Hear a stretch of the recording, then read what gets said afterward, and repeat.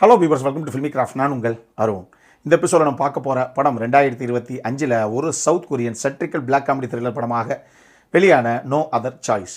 இப்போ இந்த படத்துடைய கதை என்ன அப்படின்னு கேட்டிங்கன்னா, படத்தில் நம்ம கதாநாயகனுடைய பேர் யோ மின்சு. இவர் சோலார் பேப்பர் அப்படின்னு சொல்லி ஒரு பேப்பர் இண்டஸ்ட்ரி அங்கே ஒர்க் பண்ணுற ஒரு எம்ப்ளாயி.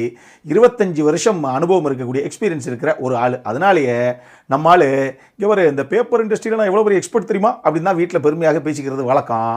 அப்படி ஒரு நபர். இவருக்கு ஆக்சுவலி ஒரு பெரிய, அதாவது இவர் இவ்வளோ எக்ஸ்பீரியன்ஸ்டான ஆள், அவ்வளோ தூரம் பெருசாக சம்பாத்தியம் வாங்குறாரு அப்படிங்கிறனாலேயே இவருடைய வீடு பார்த்திங்கன்னா சும்மா பங்களா மாதிரி அட்டகாசமாக இருக்கும். ஆனால் அந்த வீட்டுக்கு, இவருடைய குடும்பத்துக்கு எல்லாத்துக்குமே தனித்தனியாக ஒரு கதை ஒன்று இருக்குது.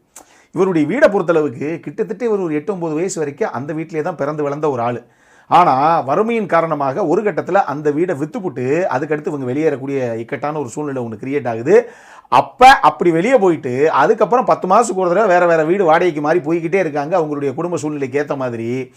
இப்போ நம்மளால் தலையெடுத்து இவர் ஒரு வேலை வெட்டி எல்லாம் செட்டில் ஆனதுக்கப்புறம், இத்தனை வருஷம் எக்ஸ்பீரியன்ஸுக்கு அப்புறம், இங்கே பார், இதுதான் நான் பிறந்து வளர்ந்த வீடு, இந்த வீடை நான் வாங்கியே தீருவேன் அப்படின்னு சொல்லி பெரிய லெவலில் அங்கங்கே லோனுங்கன்னு எல்லாம் எடுத்து கடைசியாக அந்த வீடை வாங்கி தன்வசப்படுத்தி இப்போ அதை ரெனோவேட் பண்ணி வேறு லெவலில் பங்களா மாதிரி கொண்டு வந்து அங்கே அந்த குடும்பத்தோடு குடியிருக்கிறார். இதுதான் அந்த வீட்டுக்கான கதை. இவருடைய குடும்பத்துக்கான கதை என்ன அப்படின்னா, இவருக்கு மனைவி, ஒரு மகள், ஒரு மகன், இப்படி ஒரு அழகான குடும்பம்.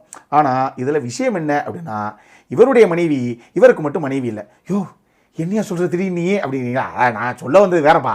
நான் சொல்கிறது, அந்தம்மா இவரை கல்யாணம் பண்ணுறதுக்கு முன்னாடியே ஒரு ஆண் குழந்தையை பெற்றெடுத்த ஒரு பெண், ஒரு சிங்கிள் மதராக இருந்தவங்க தான்.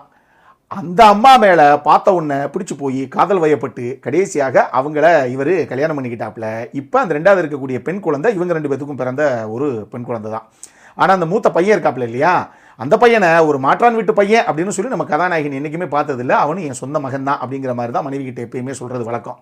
இப்போ நான் சொன்ன மாதிரி நம்மால் கை நிறைய சம்பாதிக்கிறாப்புல, பயங்கரமாக அப்படி வேறு லெவலில் செட்டில் இருக்கார்ல அப்படின்னு சொசைட்டியில் எல்லாரும் அப்படி தான் இவரை பார்க்குறாங்க. இதனால் இப்போ இவருடைய மனைவி இருக்காங்க இல்லையா, அந்த அம்மாவும் நான் வந்து டான்ஸ் கிளாஸ் போகிறேன், நான் என் ஃப்ரெண்ட்ஸோடு சேர்ந்து டென்னிஸ்லாம் விளையாட போகிறேன் அப்படின்னு சொல்லி எல்லாம் தனித்தனியாக கிளாஸுக்கெல்லாம் போயிட்டு பயங்கரமாக தாம்பீகமாக ஒரு வாழ்க்கையை வாழ்ந்துக்கிட்டு இருக்காங்க அப்படின்னு வச்சுக்கோங்களேன். இப்படிப்பட்ட ஒரு நிலைமையில் திடீர்னு இவருடைய கம்பெனியை ஒரு அமெரிக்கன் கம்பெனி அக்வயர் பண்ணுறாங்க.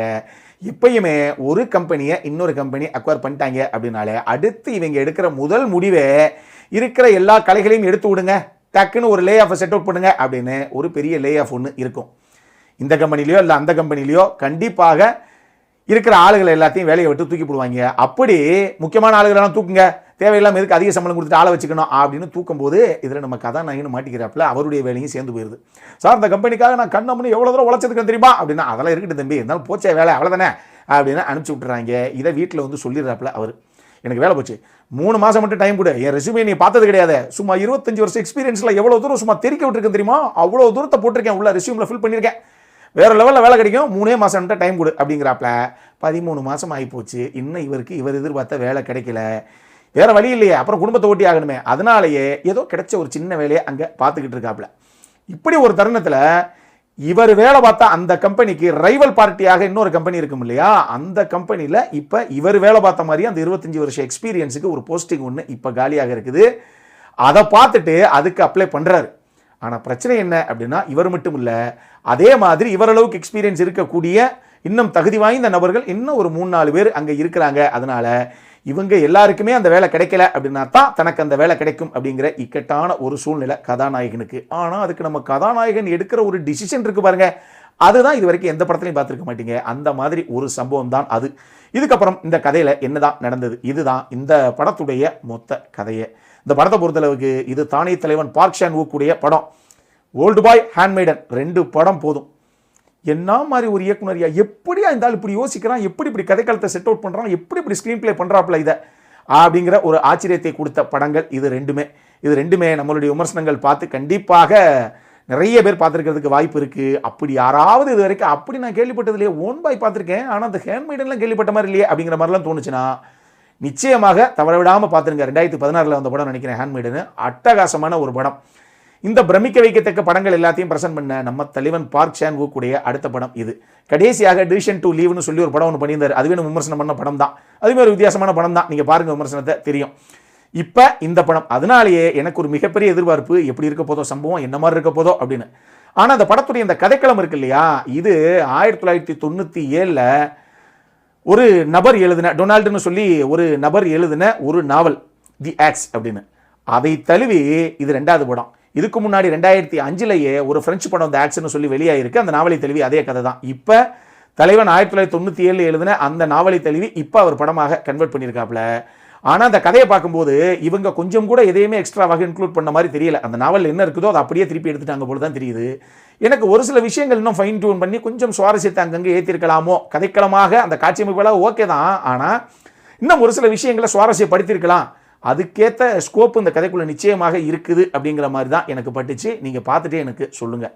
படத்தில் முக்கியமான கதாபாத்திரங்கள்ங்கிறது 2 தான். ஒன்று நம்ம கதாநாயகனாக பண்ண லீ யங் ஹுன், அதே மாதிரி அவருடைய மனைவியாக பண்ண சன் ஏ ஜின்.